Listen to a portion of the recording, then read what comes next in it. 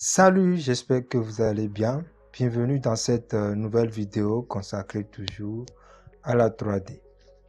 Aujourd'hui, nous allons parler de 7 logiciels 3D qu'un débutant peut connaître afin de se lancer facilement dans ce domaine. Sans plus tarder, on se retrouve après cette petite pause.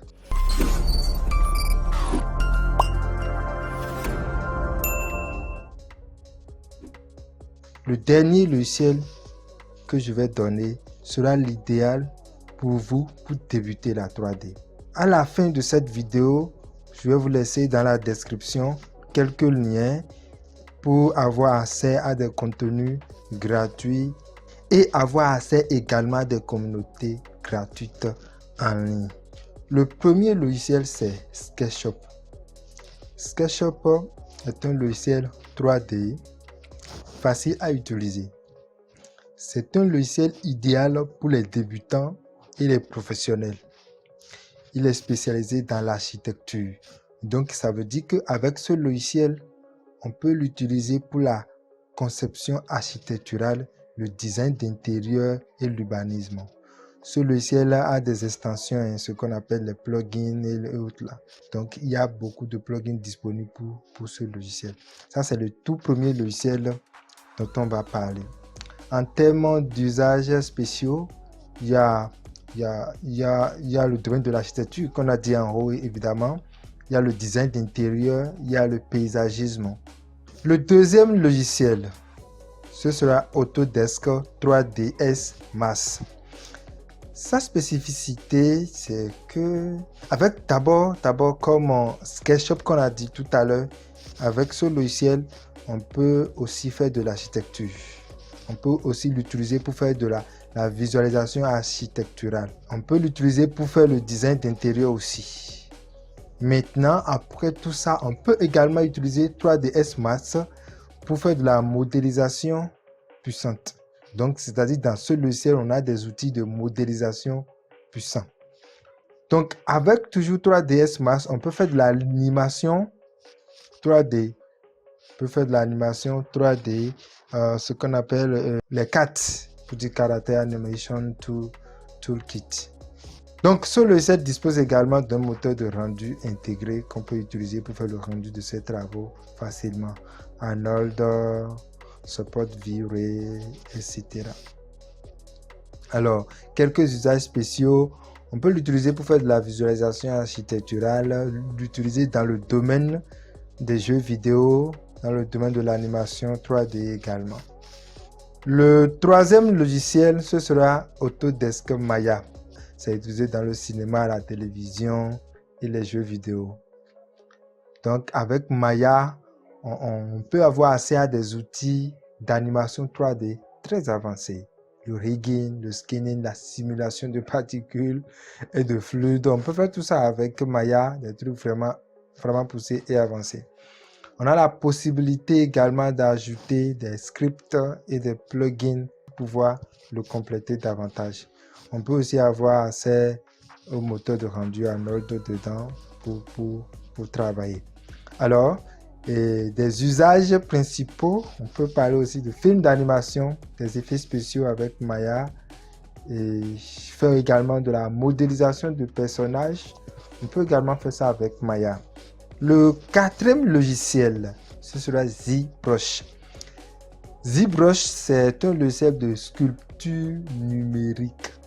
C'est-à-dire qu'il est conçu pour créer des modèles 3D très détaillés avec des millions de polygones. Donc ça, on peut concevoir des modèles 3D avec beaucoup de détails. Pour dire ça. Avec ZBrush, on a également des outils de peinture avancés, Polypaint, pour peindre directement sur des modèles 3D. Il y a aussi Dynamesh, ZMesh, qui sont des outils 3D qu'on utilise pour faire le remeshing et un peu de la topologie automatique. Voilà un peu ces détails avec ZBrush. L'autre côté qu'on aime également de ZBrush, c'est compatible avec d'autres logiciels 3D. Donc, on peut quitter facilement Maya, par exemple, pour venir dans ZBrush. On peut quitter facilement 3ds Max pour venir dans ZBrush et aller même aussi dans d'autres logiciels également. En termes d'usages spéciaux, on peut dire que ZBrush permet de créer des personnages, permet de faire de la modélisation organique et permet également il est utilisé et est vraiment utilisé dans le domaine du jeu vidéo et du cinéma. Le cinquième logiciel, c'est Cinema 4D. Cinema 4D, d'abord, tout le monde connaît ça. C'est un logiciel 3D très facile à apprendre et rapide avec une interface très intuitive, ce que moi je trouve très facile d'abord à apprendre. L'autre côté, c'est les modules spécialisés, MoGraph, les graphiques animés, Body Painting 3D pour les texturages. Pour dire quoi? Pour dire qu'on peut faire aussi de la modélisation dans le logiciel. On peut l'utiliser également pour faire de l'animation. On peut l'utiliser pour faire aussi du graphisme animé. L'autre côté qui est aussi très important avec Cinema 4D, c'est qu'on a la possibilité de travailler avec After Effects et aller rapidement également dans Cinema 4D. C'est-à-dire se compléter, les deux logiciels se complètent. D'autre côté, plus facile, c'est son intégration avec After Effects, ce qui rend le logiciel un peu plus populaire dans le domaine du motion design. Donc, on peut facilement l'utiliser et commencer un projet et finir avec After Effects et vice versa. Alors, quelques usages spéciaux, on peut l'utiliser dans le domaine du graphisme animé, on peut l'utiliser pour faire de la publicité et faire également de la visualisation. Le sixième logiciel, c'est Houdini, qui permet de créer des effets complexes avec des réseaux de nœuds. Par exemple, faire des simulations, faire de puissantes simulations de particules, de fluides, de feu, de fumée et également de destruction. C'est aussi facile à utiliser, un peu de flexibilité à l'utiliser pour des effets spéciaux, des VFX très complexes, grâce à son approche procédurale. Alors, quelques usages spéciaux, on peut parler des effets spéciaux. On peut l'utiliser dans le domaine des effets spéciaux, dans les films d'animation et l'utiliser également pour faire de la simulation complexe. Le septième et dernier logiciel, qui est d'ailleurs le logiciel que je vous recommande pour débuter en tant que débutant. Alors, c'est d'abord un logiciel gratuit et open source. Le logiciel, c'est Blender. Blender est un logiciel gratuit et open source, accessible à tous sans frais. C'est-à-dire, vous n'avez pas besoin d'acheter une licence avant de pouvoir le télécharger et l'installer et l'utiliser. C'est encore un logiciel polyvalent. Donc, il supporte la modélisation, l'animation, le texturage, le rendu et le compositing. Même, on peut faire de vidéo editing, c'est-à-dire on peut faire du montage vidéo avec ce logiciel. L'autre côté qui est intéressant, c'est que derrière ce logiciel, il y a une très grande communauté avec des tutoriels qui sont disponibles en français, en anglais, en ligne.